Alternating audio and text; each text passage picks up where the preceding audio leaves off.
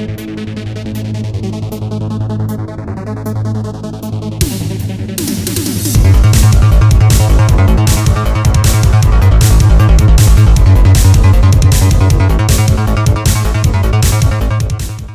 greatest pivot in modern history did not happen behind closed doors.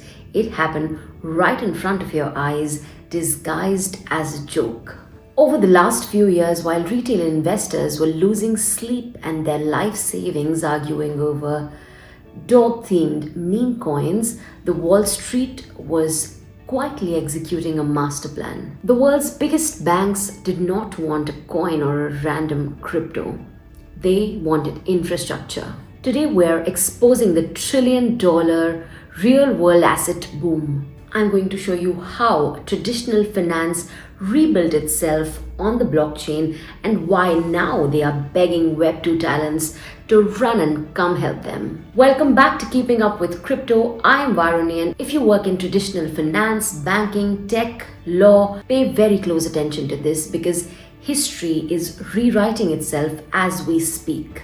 And the real buzzword that you need to know about now is RWA, or real world assets. Imagine $100 million skyscraper in the middle of Manhattan. Historically, a massive private equity firm could buy that. It is highly illiquid, it takes months of paperwork to sell. But what if you were to put that building on the blockchain and split it into 100,000 digital tokens? Well, now this building trades 24/7, instantly sells out, and has no middlemen whatsoever. This is the power of tokenization.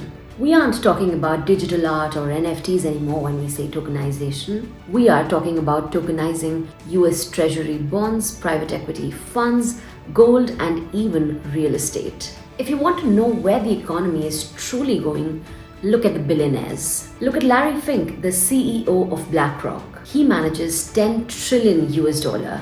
And guess what? A few years ago, he called Bitcoin an index for money laundering. And today, BlackRock has launched the Build Fund, which is a fully tokenized fund running on the Ethereum blockchain. But why the massive flip all of a sudden from BlackRock? Simply because Fink realized that tokenization removes the friction of settlement. And guess what? It saves the Wall Street millions and billions in operational costs.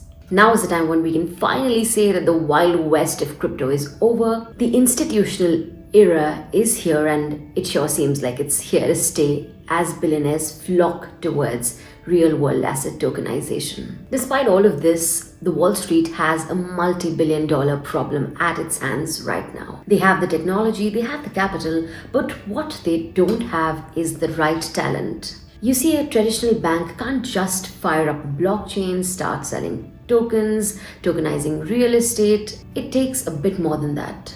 They have to pass brutal regulatory hurdles, but most importantly, they need people who speak finance and crypto.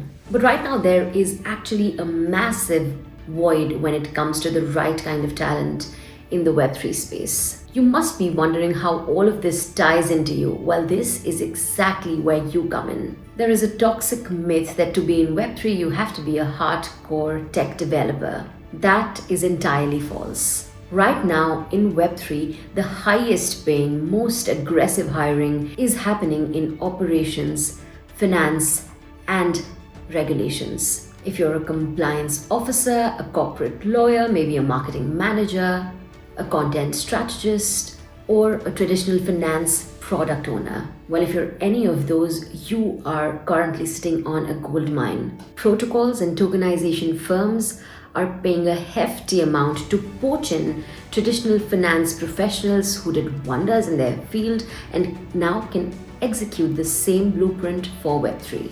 So next time someone at a dinner party tells you that crypto is a scam, just nod, smile, and remember that Fidelity, BlackRock, JP Morgan, all of these are quietly building on their blockchains and quietly accumulating more and more crypto.